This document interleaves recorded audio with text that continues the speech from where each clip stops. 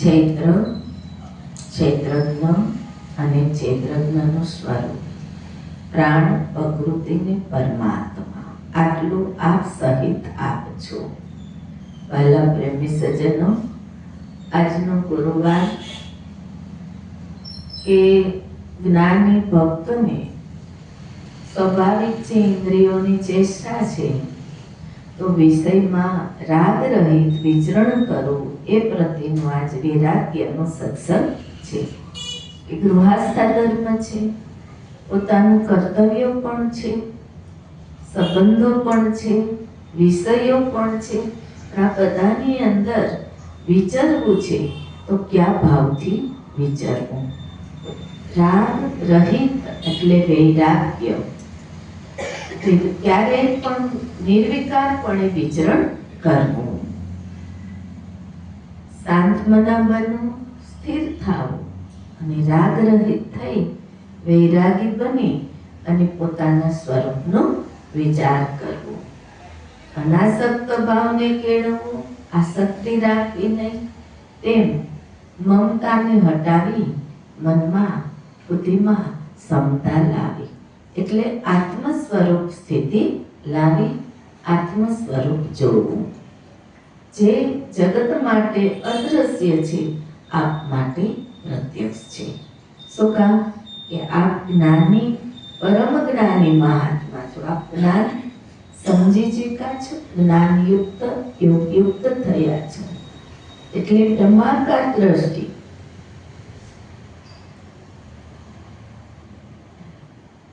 એટલે અહીંયા ઠપકો પણ છે કે સદગુરુ પરિબ્રહ્મ આદિ નારાયણ ન મળે તો મનુષ્ય રાગ દ્વેષની અંદર જીવન જીવે છે. ક્યારે એનું નિર્વિકાર પણ વિષયોમાં આવતું નથી.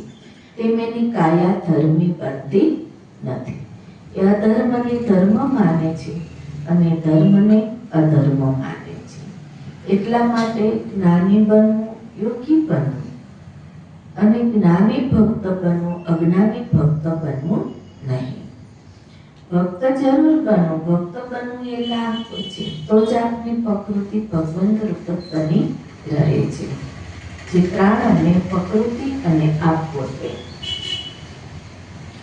તો એ બ્રહ્મ સ્વરૂપ રહે છે.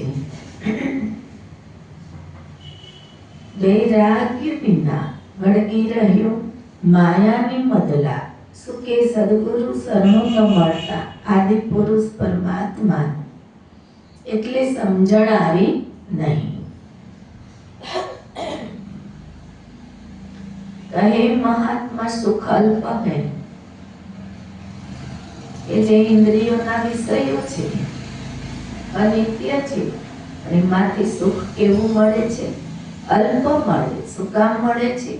એમાં નિર્વિકાર ભાવને અણસમજણતા છે, એટલે સંયમિત છે નહીં. એટલે એમાં વિષયમાં આસક્ત થઈ, જ્ઞાન વિચાર વગર આસક્ત વિષયમાં થઈ વિકારવાળો જીવાત્મા બની જાય છે.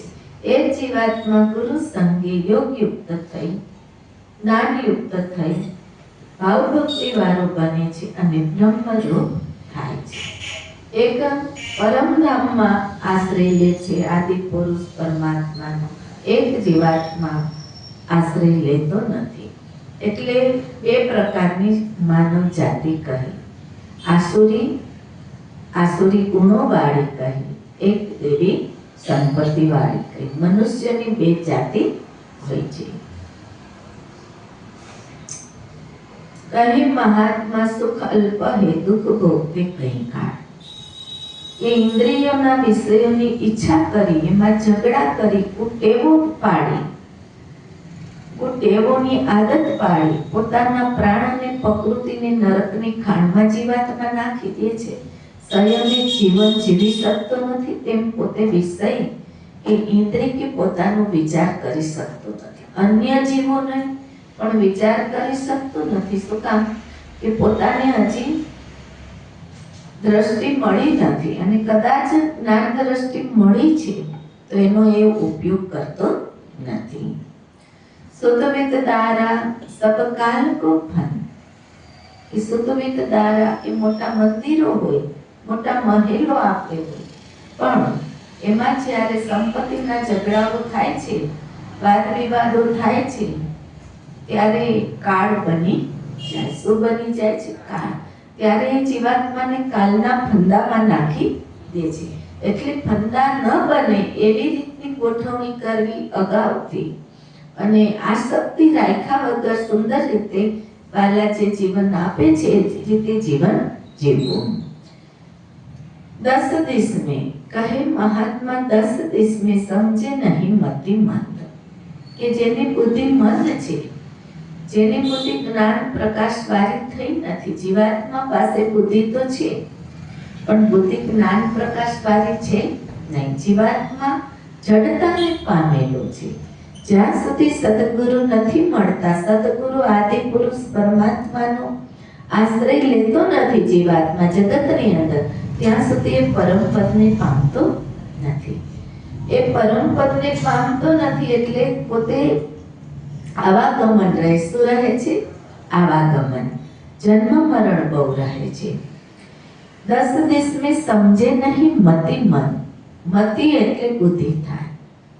તમે બુદ્ધિ લઈને જ આવ્યા છો, મન લઈને જ આવ્યા છો, ચિત્ત લઈને આવ્યા છો. એટલે કીધું છે કે તમે જન્મતાને મન બુદ્ધિને ચિત્તરૂપ થાવ છો. મનુષ્ય પ્રાણી કેવો બની જાય છે? મન બુદ્ધિને ચિત્તરૂપ બને છે. મન બુદ્ધિને ચિત્તરૂપ બને છે ને ત્યારે ઇન્દ્રિયો જીવાત્માને બહાર ભટકવા લઈ જાય. ત્યારે જીવાત્મા બગડી જાય છે. કેવો બની જાય છે? અસંતોષ દિનહીન બની જાય છે. કેવો બને જીવાત્મા? દિનહીન. એને ક્યાંય શાંતિ સુખ કે આનંદ આવતો નથી. ત્યારે સદગુરુ આદિ પુરુષ પરમાત્માનું શરણ ગ્રહણ કરતા. બહુ સરસ વાત કરી. ત્યાંથી મતિ મંદ હતી, એ મતિ એની જ્ઞાન પ્રકાશ પર, એટલે બુદ્ધિ પોતાના ગુરુના વચનથી, વચનામૃતથી પરમ જ્ઞાન પ્રકાશ વાળી બની જાય છે. અને પોતે જે જડતાને પામેલો તો પોતાના ગુરુની કૃપાથી ચેતનમંતો બની જાય છે. અને આ હું છું, આ હું નથી એવો કંઈક વિચાર હતો એ પણ મનથી મૂકી દે છે અને સદગુરુના સ્વરૂપમાં લવલીન બની જાય છે. એટલે અહીંયા કહે છે કે સંસારના વ્યવહારો કેવા છે? જીવને ન જોતા જીવતી કહે મેરો પતિ, જગલક પહોંચે હાસ. કે જ્યાં સુધી પોતાનો પતિ પોતાની પત્નીની આશા પૂરી કરે છે તો જીવતા છે તો કે મારો ઘરવાળો છે. આવી અત્યારે તો બોલવામાં શરમ આવતી નથી સ્ત્રીઓને. સ્ત્રી સતી નારી, સુલક્ષણા નારી અને ગુણિયલ બનવાનું છે. પણ જ્યારે સદગુરુ પાસે આવે છે ત્યારે જોઈ શકે છે. જ્યાં સુધી સદગુરુનું શરણ નથી મળતું ત્યાં સુધી મતિ મંદ રહી જાય છે કે નથી રહેતી. ત્યાં સુધી જીવને ભાન છે શું કે જીવને નથી જોતા. એ જ જીવાત્મા જે સ્ત્રી રૂપે રહેલો, પુરુષ રૂપે રહેલો વિષય, હમણાં વાલાએ વાત કરીને કે જન્મતાને મન બુદ્ધિને ચિત્તરૂપ થાય છે. કોઈ બી સ્ત્રી જન્મે, કોઈ બી પુરુષ બાળક અવસ્થામાં હોય છે ત્યારે મન બુદ્ધિને ચિત્તરૂપ થતા નથી. પણ જ્યારે ઇન્દ્રિયો અને વિષય સાથે સંબંધ બાંધે છે ત્યારે જીવાત્મા મન બુદ્ધિને ચિત્તરૂપે થઈ જાય. તો મરતાના અંત સુધી એ મન બુદ્ધિને ચિત્તરૂપે જ રહે છે. મન બુદ્ધિને ચિત્ત કેવા છે? તો કે ચિત્ત મલિન છે, બુદ્ધિ કુબુદ્ધિ છે અને મન ચંચળ અને વિફળ અને મલિન છે. હવે એમાં પછી જીવાત્મા દિનહીન બની, જીવાત્માને કોણ લઈ જાય છે? તો કે એને ઇન્દ્રિયો લઈ જાય છે. જ્યારે આદિ પુરુષ પરમાત્મા પાસે જીવાત્મા આશ્રય લે છે સદગુરુ પાસે, ત્યારે એને ઇન્દ્રિયો અંતર્મુખ થાય છે અને જીવાત્મા હાથનો હાથ પકડી, શું પકડે છે? હાથ પકડી અને એને પોતાના ધામમાં લઈ જાય છે. આખો સંસારનો માહોલ અને પરમધામનો માહોલ અલગ જ છે. સંસારમાં રહીને જ આ બધું થઈ શકે છે. મનુષ્ય અવતારમાં રહીને જ બધું પામી શકાય છે. મનુષ્ય અવતાર ન મળ્યો હોય તો પામી શકાતું નથી. આવ ભાઈ બેસ. બાબો આવ્યો તો સુનિલભાઈનો. એટલા માટે અહીંયા વાત કરી છે, જીવતે કહે મેરો પતિ જબલક પહોંચે આસ. હવે આ સદગુરુ મળતા આ આશા છૂટી જાય છે અને વચ્ચે શું આવી જાય છે? પરમાત્માનો પ્રેમ. ત્યારે સ્ત્રી પુરુષને સમજી શકે છે, પુરુષ સ્ત્રીને, બંનેના ધર્મ સમજાય જાય છે કે મારો ધર્મ શું છે, મારા પતિનો ધર્મ. અને બે પોતપોતાનો ધર્મ અપનાવે છે ત્યારે પતિ પત્ની માટે પરમાત્મા પરમેશ્વર શિવરૂપ છે અને સ્ત્રી છે એ જગત જનની અને જગદંબા લાગે છે. આ ક્યારે? કે આ જ્યારે આદિનારાયણ પરમાત્માનો આશ્રય લેતા. આ કોઈ નુગરાના ઘરની વાત નથી. આ છે આજે તમે જે બેઠા છો એ અક્ષર પુરુષોત્તમ ધામમાં જ બેઠા છો. એટલા માટે એ વાત કરી છે સુંદર મજાની કે જીવતે કહે મેરો પતિ. એને દયા આવતી નથી સ્ત્રીને એના પતિ ઉપર, બાલ બચ્ચા ઉપર. શું કે પોતાના પોતે જ ચેત મન બુદ્ધિ રૂપ છે.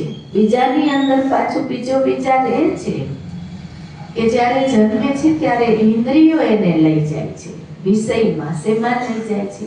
ગુરુજી પાસે આવે છે ત્યારે ઇન્દ્રિયો ગુરુનું દર્શન કરે છે, આદિનારાયણ પરમાત્માનું.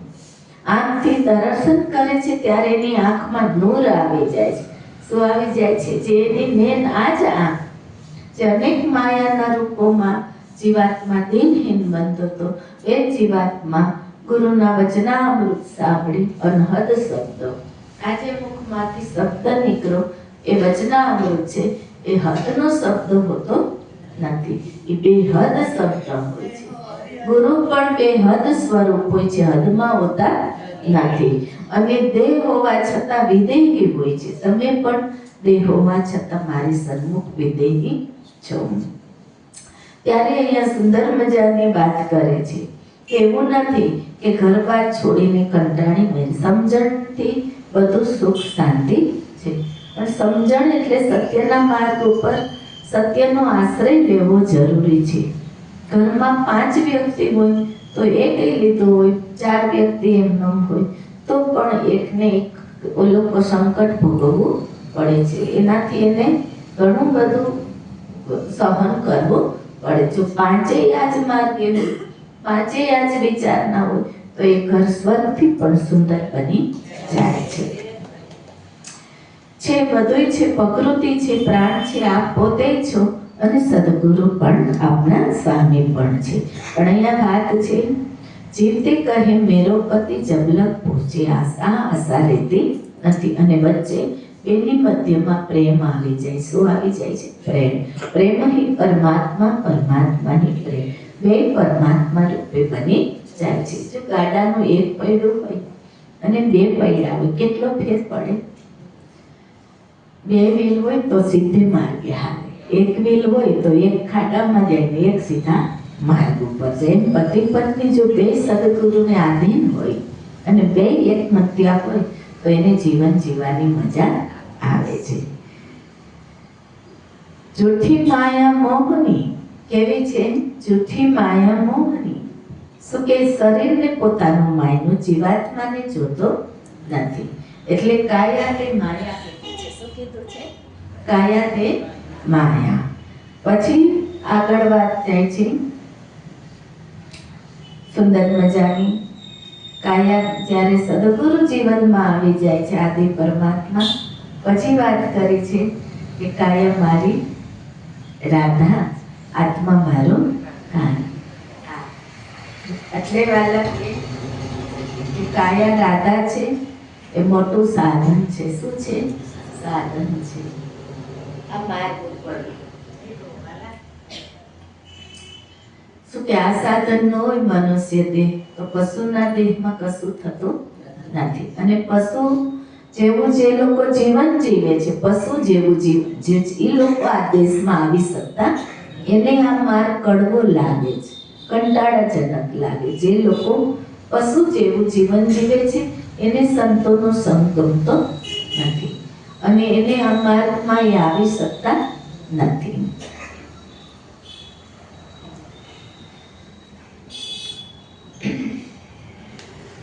પશુ જેવું જીવન એટલે ખબર છે ને કે નથી ખબર? પશુ એટલે આહાર નિંદ્રા ભયને નહીં તો આ પશુ જેવું જીવન છે. પશુને એમાં કોઈ સંયમ નિયમ કે વિચારી વિષયમાં હોતા નથી. એ જ વિષયો એના કાળ બની જાય. ગુરુજી પાસે આપ આવો છો તો ઘણું બધું સત્યમ શિવમ સુંદરમ બની જાઓ છો, વિચારો છો. તો ધીરજના ઘરમાં રહેવું, આત્માના ઘરમાં રહેવું, વિષયમાં બહુ બહિર્મુખ થવું નહીં.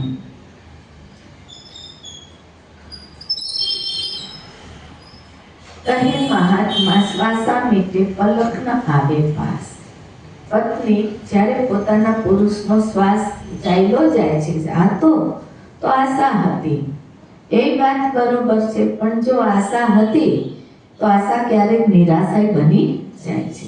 પુરુષને હોય છે ને સ્ત્રીને હોય છે, બંને અરસપરસ હોય છે, પણ ક્યારેક એ વસ્તુ નિરાશામાં પણ ફેરવાઈ જાય છે. દેહમાં પ્રાણ નથી રહેતો ત્યારે. એટલા માટે અહીંયા કીધું છે કે જો સતી નારી હોય તો એ સમજી શકે છે, પણ ઉલટા હોય તો એ સમજી શકતી નથી. જૂઠી માયા મોહની જૂઠો જુગ સંસાર, કે આ જગત સંસાર છે, જગતનો સંસાર છે. એટલે કીધું હમસે બ્રહ્મ, બ્રહ્મ સે માયા, માયા સે સકલ સંસાર. હમસે બ્રહ્મ, બ્રહ્મ સે માયા, માયા સે સંસાર. હવે સંસારમાં છો, માયાને સમજવાની છે ગુરુના વચનથી, અને મુક્ત રહેવાનું, તો માયા મારતી નથી. અને કઈ સ્થિતિ, કઈ આકાર આવવો જોઈએ દ્રષ્ટિમાં? આકાર કયો આવવો જોઈએ? હમસે બ્રહ્મ. કયો આકાર આવવો જોઈએ? બ્રહ્માકાર. જો બ્રહ્માકાર આવી ગયો તો આ સ્ત્રી છે ના પુરુષ છે એવું લાગશે. જો બ્રહ્માકાર ન આવ્યો, આ મારી બેન છે, આ મારો ભાઈ છે, આ મારો છે, આ મારો નથી, આ સ્ત્રી છે, આ પુરુષ છે. બ્રહ્માકાર આવી ગઈ તો બ્રહ્મમય છે. ત્યાર પછી આત્મબુદ્ધિ, સમતા બુદ્ધિ આવે. શું આવે? સમતા. સમતા બુદ્ધિ ગુરુ માં આપે છે. કોણ આપે છે? ગુરુ માં આપે છે. સમતા બુદ્ધિ એટલે આત્મામાં સ્થિતિ ધારણ કરી અને આત્માને જોવું. તો આ બધું બહુ સુંદર જીવન બની જાય છે. શું કે સ્ત્રી પુરુષ છે લગ્ન સંબંધથી જોડાય છે, એને એકબીજાના સાથીની જરૂર છે.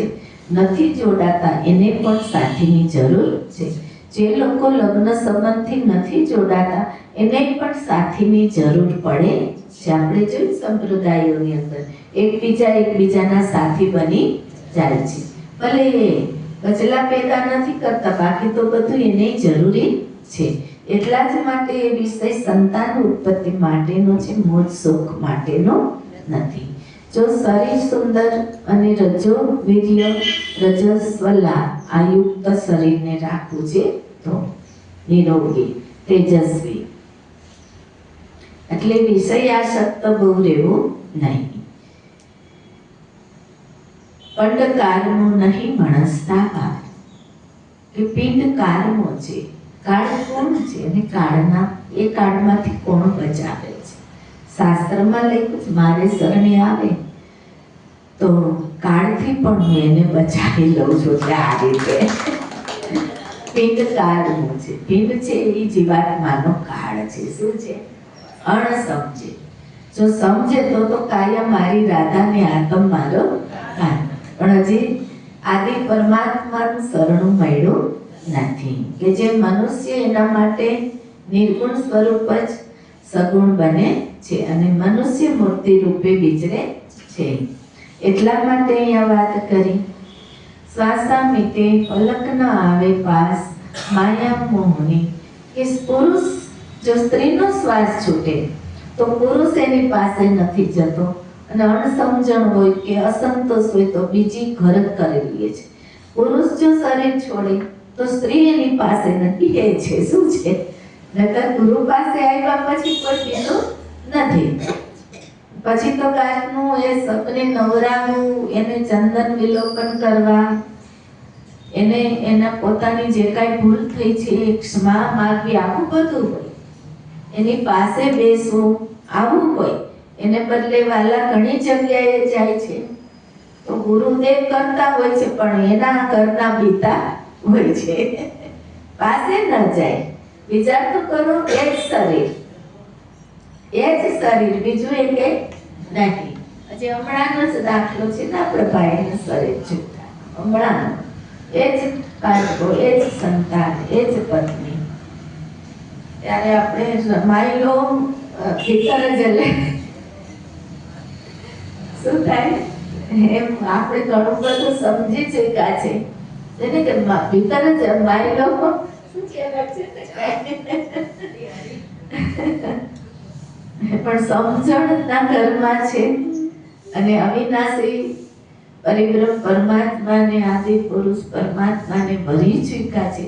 એ જીવો બહુ શુદ્ધ હોય છે, બહુ સમજણથી કામ લે છે સમયે, બાકી લેતા નથી. એટલા માટે અહીંયા એ પ્રતિ રાગ રહિત રહેવું અને વૈરાગ્ય જાળવી રાખવું. પંડકારનો દિશે સ્ત્રીનું પંડ રહેતું નથી, પુરુષનું પંડ રહેતું નથી. પણ આજે આપ તો એથી ઉપર ઉઠેલા છો કે નિરાધાર ગુરુનો દેશ, નિરાધાર અધર જળ, જ્ઞાન સીડી એટલે જ્ઞાન શબ્દ દ્વારા. અરે જીવ અભાગ્યા લાજ નહીં લગાર. શું કે છે જીવને સંતો એટલે અભાગ્યો કે શું કે મરતાના સોંધી અક્ષર પુરુષોત્તમ ધામમાં આવી શીખો. અક્ષર પુરુષોત્તમ ધામમાં આવી અને આદિ પરમાત્માનો આશ્રય લીધો નહીં. અને એ અક્ષર પુરુષોત્તમ ધામની નિંદા કરી. શું કર્યું? નિંદા કરી અને પરમાત્માનો આશ્રય લીધો નહીં. એટલે અહીંયા કે છે અરે જીવ ભાગ્યા लाज नहीं लगा, कहे महात्मा क्यों पड़त है, क्यों पड़त है फरी फरी भव मोजा. એ જો એમાં ને એમાં અક્ષર પુરુષોત્તમ ધામમાં જીવાત્માએ આશ્રય લીધો નહીં તો પછી તો એનું કોણ? જે સંસારમાં જે સંબંધો થાય તો પૂરો થઈ ગયા સ્ત્રી પુરુષના. હવે તો કોઈ એને સંભાળતું નથી. પણ જે પુરુષ આસક્તિ હતી કે મારું, જે સ્ત્રીને આસક્તિ હતી મારું, આ બંને અક્ષર પુરુષોત્તમનો આશ્રય લીધા વગર અને નુગરા રહી જ્ઞાનયુક્ત થયા નહીં તો બહુ મોજા ભટકે છે. લખ 84. પછી એને મનુષ્યનો દેહ મળતો. પશુના દેહોમાં એને બધા જ દેહોમાં પાછું અતિક્રમણ કરી પછી કોઈ કાળે જ્યારે ઈશ્વર ઈચ્છા કરે ત્યારે એને મનુષ્ય દેહ મળે. તમારી ઈચ્છાથી મનુષ્ય દેહ મળતો નથી. ઈશ્વરની ઈચ્છાથી જીવાત્મા દયા કરે ત્યારે ઈશ્વર એકમાંથી અનેક થવાની ઈચ્છા કરે તો તમને મનુષ્ય દેહ જીવાત્માને. તમારી તો વાત આખી અલગ છે. તો કે આપ અક્ષર પુરુષોત્તમ ધામમાં આદિ પરમાત્મા સાથેનો આપનો આશ્રય છે. હરિઓમ તત્સત. વાલા, આવતા ગુરુવારે આપણે આ વિષય ઉપર ચાલશું. યાદ રાખજો કે ગુરુદેવ વૈરાગ્યના અંગ વિષય ઉપર સત્સંગ કરો. આજે આપણે અહીંયા થોડુંક અડધું વિભાગ રાખીએ છીએ. જય હો.